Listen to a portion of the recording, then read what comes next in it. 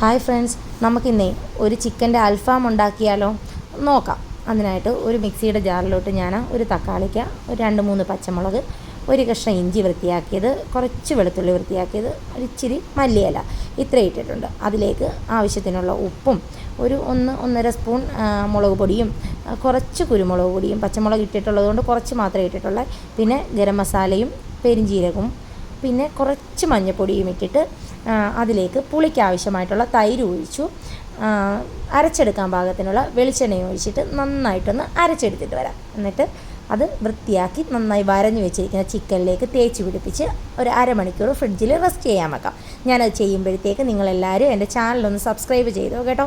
കൂട്ടത്തിൽ ആ ബെല്ലൈക്കൺ കൂടി അമർത്തിക്കോ, എന്നാലേ ഞാൻ അടുത്ത വീഡിയോ ഇടുമ്പോഴത്തേക്ക് നിങ്ങൾക്കതിൻ്റെ നോട്ടിഫിക്കേഷനൊക്കെ ലഭിക്കത്തുള്ളൂ.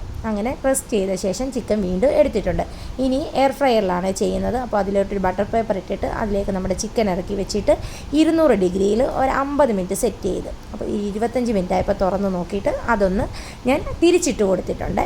അപ്പം മറുവശവും കൂടി മുരിച്ചെടുക്കാൻ വേണ്ടിയിട്ട്. ബാക്കി 25 മിനിറ്റും കൂടി കഴിഞ്ഞപ്പോഴത്തേക്ക് നമ്മുടെ ചിക്കൻ അൽഫാം സൂപ്പറായിട്ട് സെറ്റായിട്ട് വന്നിട്ടുണ്ട്. അപ്പം എല്ലാവരും ഒന്ന് ട്രൈ ചെയ്തിട്ട് എനിക്ക് അഭിപ്രായവും അറിയിക്കണം. Thanks for watching.